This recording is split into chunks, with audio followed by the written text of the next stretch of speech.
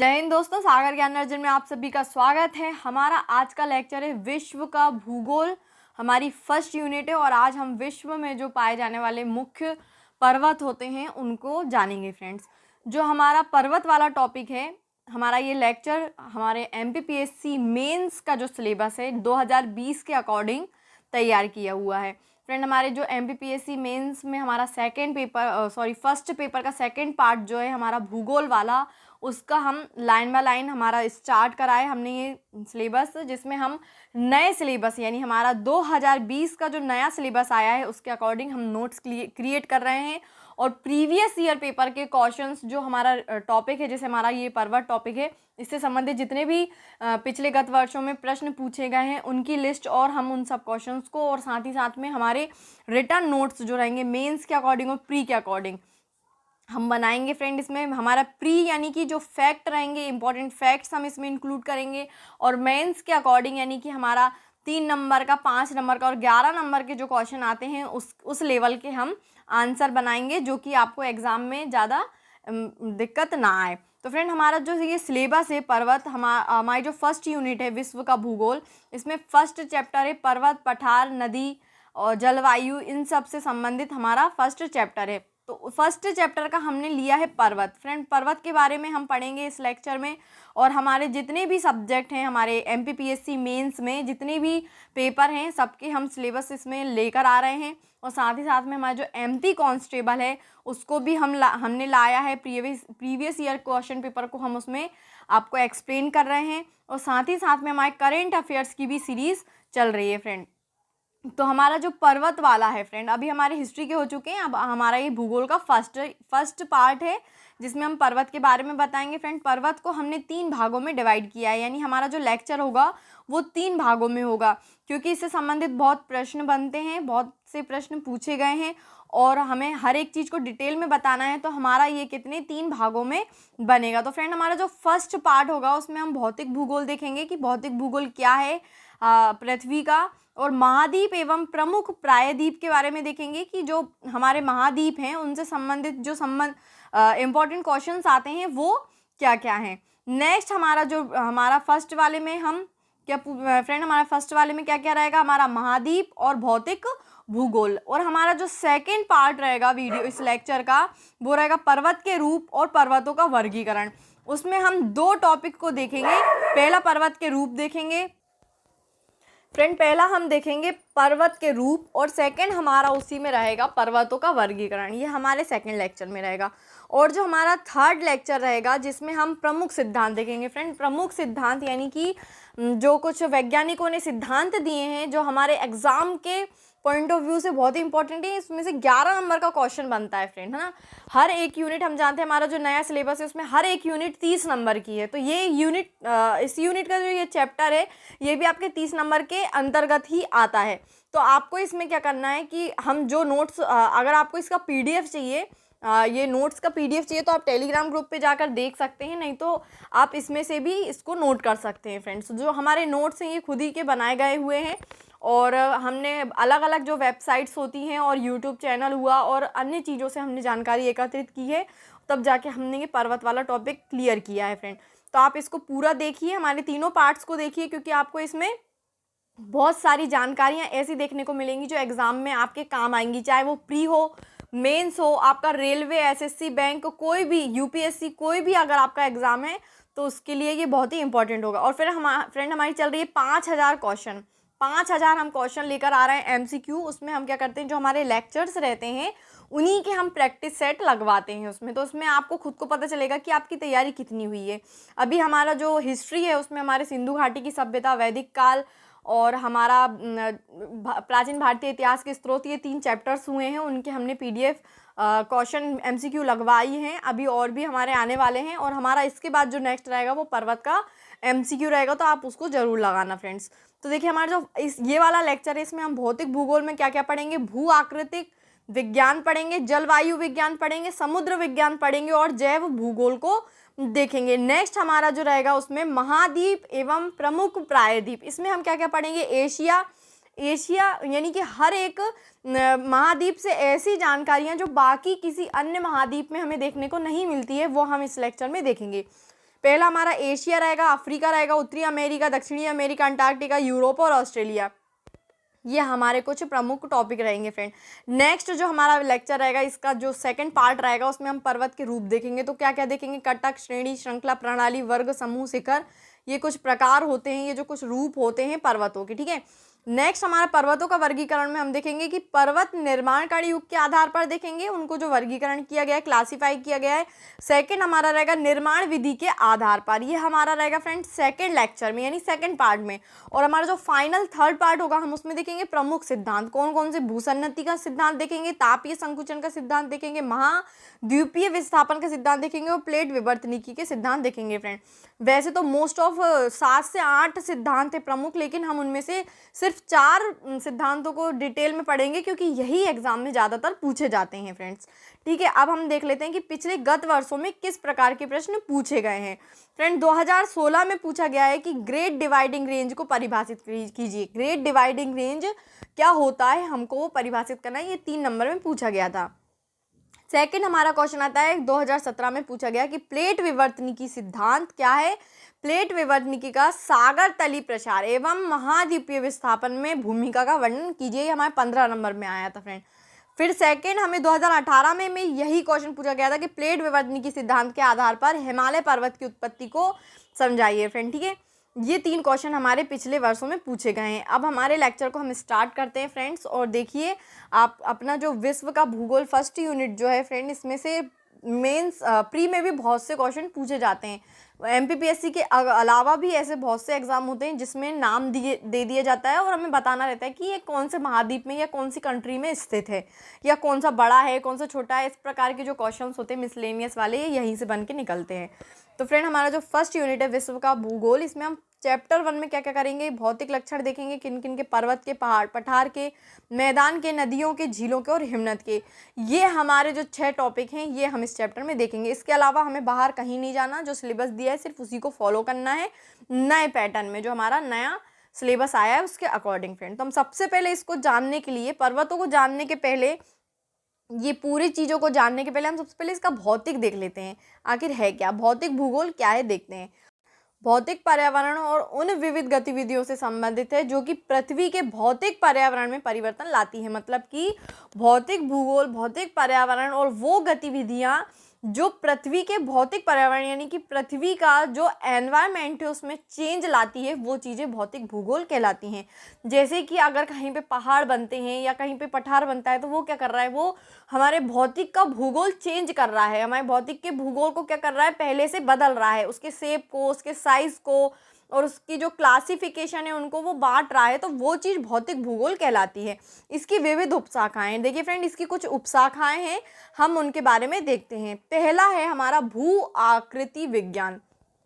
Friend, भू आकृति विज्ञान क्या होता है? देखिए, भूतल की बनावट के अध्ययन से संबंधित है। इसमें हम क्या करते हैं? भू आकृति विज्ञान में हम भूतल की जो बनावट है, भूतल की जो स्ट्रक्चर है, उसका अध्ययन करते हैं, उसको पढ़ते हैं। अतः भूपर पट्टी में पाए जाने वाले पदार्थों तथा भूपर पट्टी को प्रभावित करने वाले अंतर्जात तथा बाहिरजात बलों को की अध्ययन को भी हम सम्मिलित किया करते हैं। मतलब क्या होता है कि भूपर पट्टी में जो पदार्थ पाए जाते हैं और उनको प्रभावित करने वाली जो चीज़ें होती हैं, उनको हम अंदर से और बाहर से पढ़ने की कोशिश करते हैं, यानी कि उसकी इंटरनल और एक्सटर्नल दोनों नॉलेज हम उसमें लेते हैं फ्रेंड्स। तो वो चीज़ क्या कहलाती है? भू आकृति विज्ञान। भू आकृति विज्ञान फ्रेंड क्या होता है? अगर ये क्वेश्चन आपका आ रहा है तो आप इसको 3 नंबर में क्या लिखेंगे कि ये भूतल की बनावट का अध्ययन है। और दूसरी बात यह है कि अंतर्जात बहिर्जात जो पृथ्वी है उसमें जो पदार्थ हैं, जो चेंजेस करते हैं, उनको जानना, उनको अध्ययन करना ही हमारा भू आकृति विज्ञान कहलाता है फ्रेंड। नेक्स्ट है हमारा जलवायु विज्ञान। जलवायु विज्ञान वो होता है जो वायुमंडल के संगठन, उसकी संरचना, ऊर्जा और वायुमंडल में होने वाले परिवर्तनों का अध्ययन करती है। यानी कुल मिला के जो वायु जो है, हमारी जो वायुमंडल है, जो हमारी ऊर्जा है, उन सब की संरचना का अध्ययन करना ही क्या कहलाता है? जलवायु विज्ञान करवाता है। और मौसम विज्ञान से निकट रूप से संबंधित है। और ये मौसम जो विज्ञान है इससे रिलेटेड है। मौसम विज्ञान किससे रिलेटेड है? जलवायु विज्ञान से संबंध रखता है। नेक्स्ट हमारा है समुद्र विज्ञान। फ्रेंड समुद्र विज्ञान क्या होता है? समुद्र का अध्ययन करना। समुद्र विज्ञान क्या हुआ हमारा? जिसमें हम समुद्र के अध्ययन करते हैं वो हमारा समुद्र विज्ञान हुआ। समुद्री जल के लक्षणों जैसे तापमान हुआ, लवणता हुई, घनत्व हुआ और समुद्र में होने वाली गतिविधियां हुई, इनका अध्ययन करना ही समुद्र विज्ञान होता है। यानी कि समुद्र का क्या तापमान है, उसकी क्या इंटेंसिटी है, उसमें क्या घनत्व है, उसका क्या समुद्र में क्या गतिविधियां हो रही हैं, ये सब चीज़ें हम समुद्र विज्ञान में पढ़ते हैं या समुद्र विज्ञान में अध्ययन करते हैं उनका। यानी जो कुल मिला के पूरा का पूरा समुद्र से संबंधित जो जानकारी लेना है या जो कुछ जानना है वो सब चीज़ें समुद्र विज्ञान कहलाती है। और जैव भूगोल क्या होता है? फ्रेंड जैव भूगोल होता है पर्यावरण से संबंधित जीवों एवं वनस्पतियों का अध्ययन करना। यानी एनवायरमेंट से संबंधित जीवों और वनस्पतियों के बारे में जानना, यानी कि लिविंग थिंग्स, चाहे वो पेड़ पौधे हों या फिर कोई भी जीव हो, उसके बारे में जानना जैव भूगोल कहलाता है। अब हम देखते हैं कि महाद्वीप एवं प्रमुख प्रायद्वीप के बारे में। सबसे पहले आता है एशिया। फ्रेंड एशिया सबसे बड़ा महाद्वीप है जहाँ पर हमारा भारत है। ठीक है, हमारा भारत एशिया के अंतर्गत आता है और सबसे बड़ा महाद्वीप एशिया है। सभी धर्मों की आद्य भूमि है, इसको क्या कहा जाता है? फ्रेंड ये उपनाम है। जैसे कि अगर आप एमसीक्यू के पॉइंट ऑफ व्यू से देखो तो अगर ये क्वेश्चन पूछा जाए कि सभी धर्मों की आद्य भूमि क्या है, तो आपको बताना रहेगा एशिया है। मतलब एमसीक्यू किस तरीके से बनाए जा सकते हैं वो अगर आप देखते चलेंगे तो आपके लिए ईजी हो जाएगा एग्जाम को पास करना। ठीक है, एशिया के नदियों को सभ्यता का पालना भी कहा जाता है। यानी एशिया को क्या कहा जाता है? एशिया की जो नदियां हैं उनको कहा जाता है सभ्यता का पालना, क्योंकि अधिकतर प्राचीन सभ्यताएं इन नदी घाटियों में विकसित हुई हैं। यानी कि जितनी भी हैं, अगर आप कहो मेसोपोटामिया तो वो भी एक नदी के किनारे बसी हुई थी। सिंधु घाटी की सभ्यता वो भी नदी के किनारे बसी हुई थी। चीन की सभ्यता ये भी नदी के किनारे बसी हुई थी।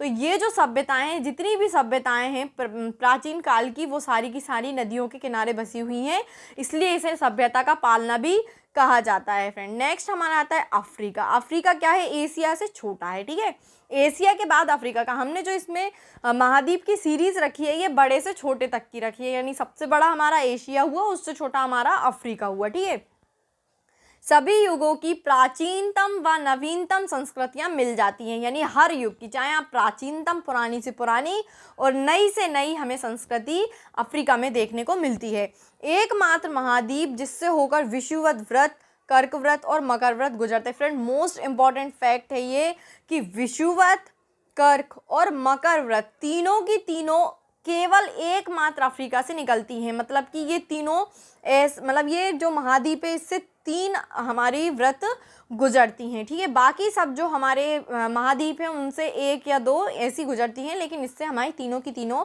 व्रत गुजरती हैं। नेक्स्ट है हमारा उत्तरी अमेरिका। उत्तरी अमेरिका में हमें जो अफ्रीका है, यानी सबसे बड़ा हमारा एशिया हुआ, उसके बाद हमारा अफ्रीका हुआ, नेक्स्ट हमारा उत्तरी अमेरिका हुआ। तो ये नई दुनिया का देश की संज्ञा दी जाती है। इसको क्या कहा जाता है? नई दुनिया कहा जाता है। महाद्वीप के दक्षिणी भाग में अनेक द्वीप हैं जो पश्चिमी द्वीप समूह या वेस्ट इंडीज नाम से जाने जाते हैं। ठीक है, बहुत सारे इसमें ऐसे दक्षिणी भाग हैं जो कि अनेक द्वीप से जाने जाते हैं, चाहे उन्हें पश्चिमी द्वीप समूह कहा जाए या फिर उनको वेस्ट इंडीज कहा जाए। नेक्स्ट है हमारा दक्षिणी अमेरिका। फ्रेंड दक्षिणी अमेरिका हमारा जो है वो अमेरिका के बाद आता है। मतलब हमारा सबसे पहले एशिया हुआ, फिर अफ्रीका हुआ, फिर पश्चिम अफ्रीका हुआ और फिर उसके बाद में हमारा दक्षिणी अमेरिका हुआ। तो इसमें हमें क्या देखने को मिलता है? ये चौथे नंबर में इसका जो क्षेत्रफल है वो चौथे नंबर पे आता है। पनामा स्थल संधि के द्वारा यह उत्तरी अमेरिका से मिला हुआ है। ठीक है, उत्तरी अमेरिका जो है वो इससे मिला हुआ है, लेकिन कैसे, कब मिला? पनामा स्थल संधि के बाद, है ना। तो फ्रेंड ये याद रखना अगर ये क्वेश्चन आया आपको कि उत्तरी अमेरिका किस प्रकार से दक्षिणी अमेरिका से मिला हुआ है, किसके कारण मिला हुआ है? पनामा स्थल संधि के कारण मिला हुआ है। इसी स्थल संधि को काटकर पनामा नहर निकाली गई है। इसी स्थल संधि को काटकर क्या निकाली गई है? पनामा नहर निकाली गई है। अगर ये क्वेश्चन आए कि उस नहर का नाम बताओ जो दक्षिणी अमेरिका और उत्तरी अमेरिका को मिलाने वाली है, तो कौन सी है फ्रेंड? पनामा है। ठीक है, दक्षिण अमेरिका, मध्य अमेरिका, मैक्सिको व वेस्ट इंडीज़ को संयुक्त रूप से लैटिन अमेरिका कहते हैं। अगर लैटिन अमेरिका आप कहीं पर पढ़ रहे हैं, चाहे वो न्यूज़पेपर हो या किसी बुक में पढ़ रहे हैं, तो उसमें कौन कौन, उसके अंतर्गत क्या क्या आ रहा है? दक्षिण अमेरिका आ रहा है, मध्य अमेरिका आ रहा है, मैक्सिको आ रहा है और वेस्ट इंडीज़। ये 4 चीज़ें मिलकर लैटिन अमेरिका का निर्माण करती हैं। ठीक है फ्रेंड, रियो ग्रांडे नदी एंग्लो अमेरिकी व लैटिन अमेरिकी संस्कृतियों को अलग करती हैं। कौन कौन सी फ्रेंड? रियो ग्रांडे नदी, एंग्लो अमेरिकी व लैटिन अमेरिकी, ये सारी की सारी संस्कृतियों को क्या करती हैं? अलग करती हैं। नेक्स्ट हमारा आता है अंटार्कटिका। फ्रेंड अंटार्कटिका क्या है? अंटार्कटिका हमारा 5वें स्थान पर है ना। अंटार्कटिका हमारे क्षेत्रफल की दृष्टि से 5वें स्थान पर है। पूर्णतः हिमाच्छादित रहने के कारण इसे श्वेत महाद्वीप भी कहा जाता है। अगर क्वेश्चन ये आया कि श्वेत महाद्वीप किसका उपनाम है, तो किसका है फ्रेंड? अंटार्कटिका का है। और क्यों है? पूर्णतः हिमाच्छादित होने के कारण इसे श्वेत महाद्वीप भी कहा जाता है। नेक्स्ट है हमारा यूरोप। फ्रेंड यूरोप क्या है कि उत्तरी गोलार्ध का सबसे छोटा एवं विश्व का छठा बड़ा महाद्वीप है। ठीक है, पूरी दुनिया में सबसे बड़े में 6वें नंबर पे है। और फ्रेंड ये चीज़ थोड़ी सी मतलब अच्छे से याद रखना कि ये अगर सबसे छोटा है तो कहाँ पर? उत्तरी गोलार्ध। अगर अपन उत्तरी गोलार्ध में पूछा जाएगा तो सबसे छोटा यूरोप हुआ, लेकिन अगर ये उत्तरी गोलार्ध वहाँ वर्ड यूज़ नहीं हुआ और पूछा गया कि सबसे छोटा महाद्वीप कौन सा है, तो कौन सा है फ्रेंड? ऑस्ट्रेलिया है। ये बात आप याद रखना कि उत्तरी गोलार्ध में अगर चर्चा की जाए तो यूरोप सबसे छोटा है, और अगर टोटल ऑल ओवर महाद्वीप में पूछा जाए तो ऑस्ट्रेलिया सबसे छोटा होगा। और विश्व का 6ठे नंबर का बड़ा कौन सा महाद्वीप है? यूरोप। प्रायद्वीपों का प्रायद्वीप या यूरेशिया का प्रायद्वीप भी कहलाता है। ठीक है, अगर ये पूछा जाए कि प्रायद्वीपों का प्रायद्वीप या यूरेशिया का प्रायद्वीप किसका उपनाम है, तो किसका है फ्रेंड? यूरोप का है। नेक्स्ट आता है हमारा ऑस्ट्रेलिया। ऑस्ट्रेलिया सबसे छोटा महाद्वीप है, जिसे द्वीपीय महाद्वीप भी कहते हैं। क्या कहते हैं फ्रेंड? द्वीपीय महाद्वीप भी ऑस्ट्रेलिया को कहा जाता है। पूर्णतः दक्षिणी गोलार्ध में है। पूरा का पूरा किस साइड है फ्रेंड? दक्षिणी गोलार्ध में है ना। दक्षिण साइड पूरा बसा हुआ है ऑस्ट्रेलिया। ऑस्ट्रेलिया न्यूजीलैंड तथा आसपास के द्वीपों को संयुक्त रूप से ऑस्ट्रेलेशिया कहा जाता है। क्या कहा जाता है? अगर ऑस्ट्रेलिया, न्यूजीलैंड और उसके आसपास के जो द्वीप हैं उनको क्या कहा जाता है? ऑस्ट्रेलेशिया कहा जाता है। फ्रेंड अब हमारा जो नेक्स्ट लेक्चर होगा हम उसमें पर्वत के रूप देखेंगे और पर्वत का वर्गीकरण देखेंगे फ्रेंड्स। ओके फ्रेंड, हमारी वीडियो देखने के लिए धन्यवाद। Thanks to watch my video. और हमारे बाकी के लेक्चर्स को भी आप ज़रूर देखिए, क्योंकि वो आपके हर एग्ज़ाम जितने भी एग्ज़ाम होते हैं उनके पॉइंट ऑफ व्यू से बहुत ही इंपॉर्टेंट है, क्योंकि हम हमारे नोट्स में फैक्ट्स के साथ साथ डिटेल भी ऐड करते हैं, जो आपके मेंस और प्री या हर प्रकार के एग्ज़ाम के लिए ज़रूरी होता है। Okay friend, thanks to